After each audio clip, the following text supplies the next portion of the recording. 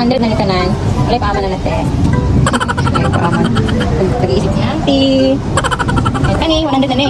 Hindi Dahil mission accomplished ang Madi mo sa lahat ng mga pinabili. O, 2 pirasong tig 50. At ang importante ay nag-e-enjoy ang Madi mo.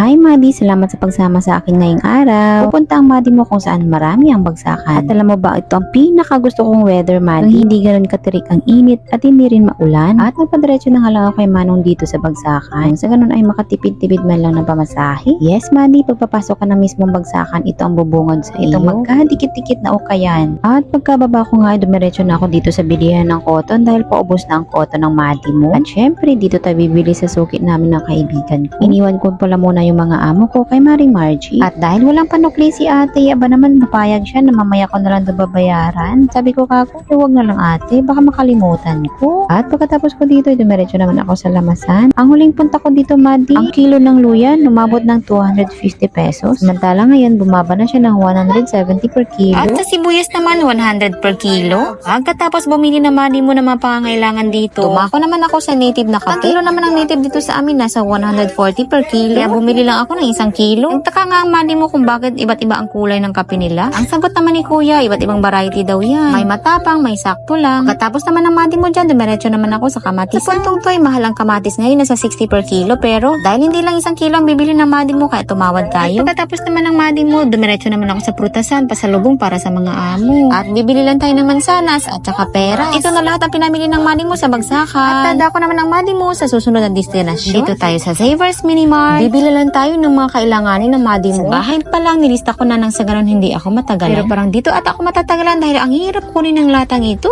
Sa wakas. Feeling ko hindi naman aabot ng 2 basket ang bibilhin ko. Kailangan i-check natin ang expiration date. Kahit hindi nakalista, kukuha tayo nitong keratin. Nagmamadali ang Madi mo kaninang umalis. Kaligtaan ng Madi mong ilista. Dito naman tayo sa section ng mga dilata. Ang brand na kukunin lang ng Madi mo ay siyang hinahanap din sa tindahan. Ang isang to, may isang customer ako na ito ang hinahanap, kaso ngayon ay wala na. Ibig sabihin, hindi na siya bumibili sa tindahan. Kaya medyo pass tayo dyan. Baka kasi pag bibili ako, ma-expired lang. So far, itong mabenta sa tindahan itong 2 brand na to. Subok ako nang bumili ng ibang brand dati kaso na-expired lang, Madi. Ang pinaka-importante, dapat malayo ang expiration date. At dumako naman tayo dito sa Wow Ulam. Yes, Madi, marami din sa akin bumibili ng ganito. Pinapatos nila ito pang ulam at saka pulutan. Mura lang din kasi ang binibigay ng Madi mo nito kaya binabalik-balikan din nila. At dumako naman tayo dito sa biscuit. 1 combi, 2 fruities. Kung sa Hansel naman, Madi, mas preferred ng mga customers ko ay ang chocolate flavor. Walang tayo ng 1 pack dahil marami pa sa bahay. At pinahirapan ko yung sarili ko dahil hindi kumuha ng basket ang Madi mo. Ang importante ay nag-e-enjoy ang Madi mo at kukuha naman tayo ng 2 linggo. Medyo hindi na nahirapan ng Madi mo mga kailangang itinda dahil alam na ng Madi mo kung ano ang gusto at hindi gusto ng mga customer ko. Hindi katulad dati na talagang nangangapa ang Madi mo. Nestle product na beer brand, kukuha lang tayo ng pangkonsumo ng Madi mo. 4 na pack ng Yakult dahil may Nestle product na Coco Crunch sa bahay. Ipapatry natin ito sa mga amo kong mahilig kumain. Titingnan natin kung pasok ba ito sa panlasa nila. Kukuha lang tayo ng 5 kilong asukal. Ang dagdag lang sa stocks na naiwan sa tindahan. At ito na lahat ang nabili ng Madi mo. Pakiusap ko kay kuyang nagpapak. Extra ingat sa pagpak ng Yakult dahil isang beses na namili ako dito pag uwi ko ng bahay, butas na ang Yakult. Dumako naman ako dito sa bigasan, Madi. Dahil paubos na ang bigas ng Madi mong tinitinda. Nang napili ko kalahating sako lamang. Pero kukuha lang tayo ng claiming stub para babalikan natin lang mamaya. Pagkatapos naman ay dito tayo sa flower shop. Dahil nautusan tayo ni Maring Margie para sa monthly mass ng church nila. Pag napunta ako ng lang, lagi ako nadaan dito pero hindi ko siya na-appreciate ang ganda. Pero sa malapitan pala, Madi, maganda siya. Dali ang utos sa akin ng Maring Margie, 2 pirasong tig 50 at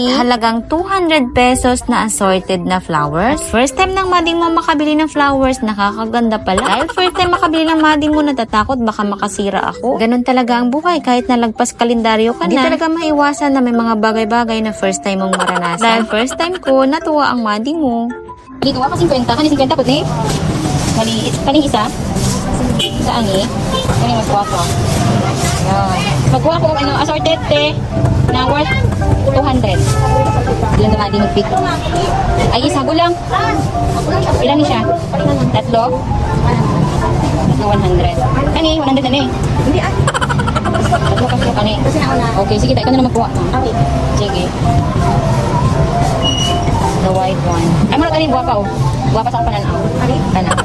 Dagpugpukat ba? Yan.